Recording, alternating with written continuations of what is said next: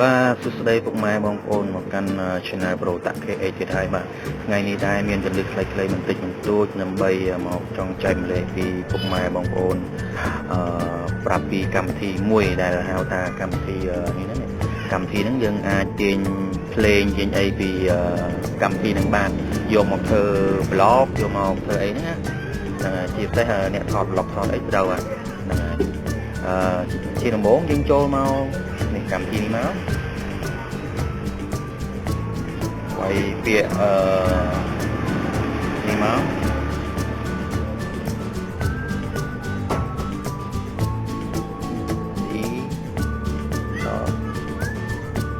នេះលើគេនេះលើគេនេះយើងដោនអាហ្នឹងមក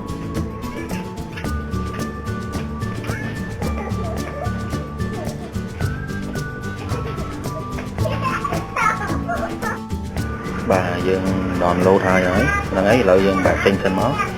ហើយយើងចូលនៅក្នុង Google ក៏បានជ្រោមក៏បានហ្នឹងហើយ Google លឿនយើងវាយពាក្យនេះមកES F I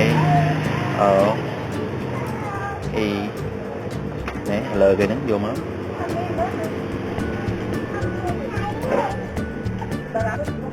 នេះយកពាក្យហ្នឹងមកចុចលើវាមក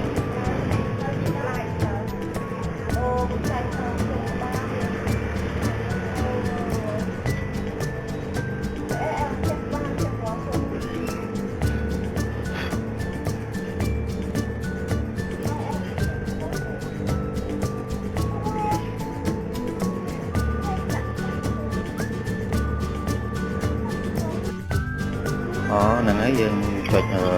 last version មកនេះ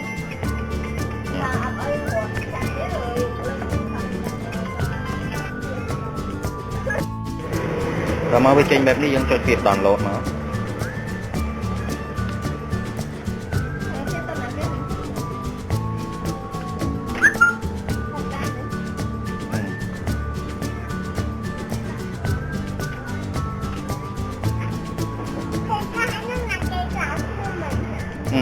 ครับผม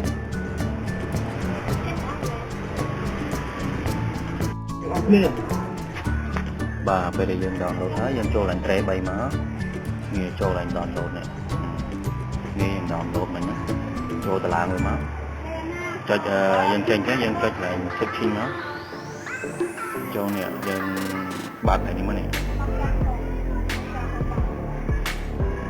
បាទហើយយើងឡើងចេញវិញចូល install វាមកនេះ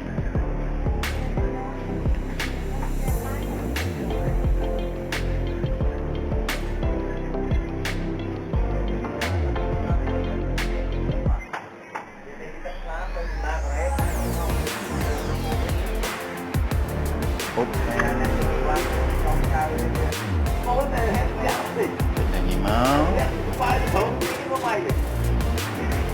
យើងអាចសំពេញហ្នឹងនេះសំពេញហ្នឹងអូខេនេះមក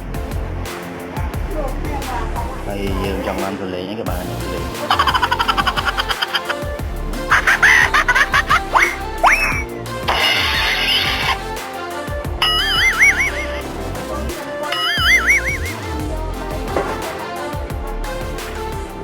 ្នឹងហើយមកដល់ទីហ្នឹងយើងបែកមកក្រោយចឹងហើយយើងធ្វើចែកចូលមកធ្វើយើងធ្វើដាក់ sound effect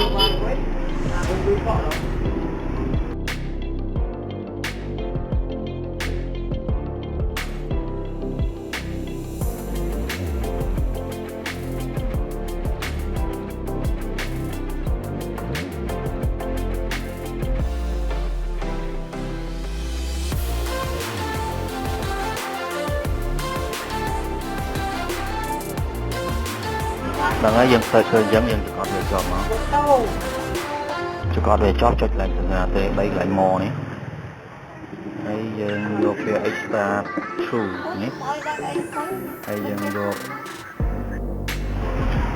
ផ្លេចណា